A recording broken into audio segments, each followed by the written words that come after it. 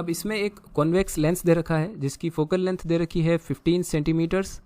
सो यहाँ अगर हम इसकी फोकल पॉइंट को माना जो कि 15 सेंटीमीटर दूर है, और फिर इस लेंस के आगे एक प्लेन मिरर पड़ा है इससे 10 सेंटीमीटर की डिस्टेंस पे, और हमें पूछा है कि फाइनल इमेज जो होगा वो कहाँ बनेगा, जबकि ऑब्जेक्ट दे रखा है इससे 30 सेंटीमीटर दूर पर, क्योंकि फोकल लेंथ 15 सेंटीमीटर है और ऑब्जेक्ट जो है वो 30 सेंटीमीटर यानी कि 2f पर पड़ा है, 15 का डबल 30।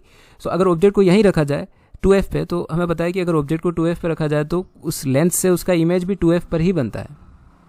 सो यहाँ पर u अगर अपन -30 लिख दें और फोकल लेंथ 15 रख दें तो जो v होगा वो +30 आ जाएगा, मतलब इमेज जो होगा वो इस साइड बनेगा 2f डिस्टेंस पे 30 सेंटीमीटर दूरी पे।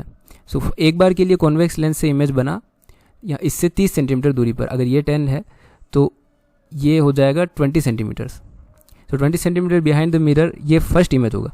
अब ये वाला जो इमेज बना इस कॉन्वेक्स लेंस से, अब ये इमेज इस प्लेन मिरर के लिए ऑब्जेक्ट का काम कर रहा है, और प्लेन मिरर में जितनी दूरी पर ऑब्जेक्ट पड़ा होता है उतनी ही दूरी पर इमेज बनता है। तो इस I1 का फिर से इमेज बनेगा 20 सेंटीमीटर दूर इससे, पर वो कि जो कि इस तरफ होगा। अब ये 10 सेंटीमीटर है, सो इस लेंस से 10 सेंटीमीटर दूर और इस जगह कहीं पर हमें I2 नज़र आएगा जो कि इस प्लेन मिरर से बना हुआ इमेज होगा। सो ये जो पूरी डिस्टेंस होगी ये 20 सेंटीमीटर होगी और यहाँ से यहाँ तक की डिस्टेंस 10 सेंटीमीटर होगी। अब ये वाला इमेज फिर से इस लेंस के लिए ऑब्जेक्ट का काम करेगा, क्योंकि रेज इससे टकराने के बाद फिर से एक बार कॉन्वेक्स लेंस में एंटर करेगी।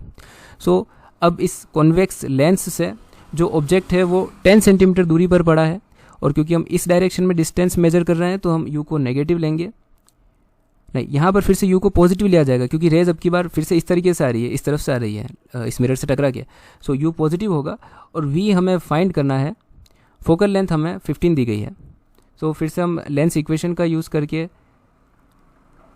हम v की वैल्यू फाइंड कर सकते हैं। u की वैल्यू यहाँ पर है 1/10 प्लस फोकल लेंथ की वैल्यू 15 हो जाएगी।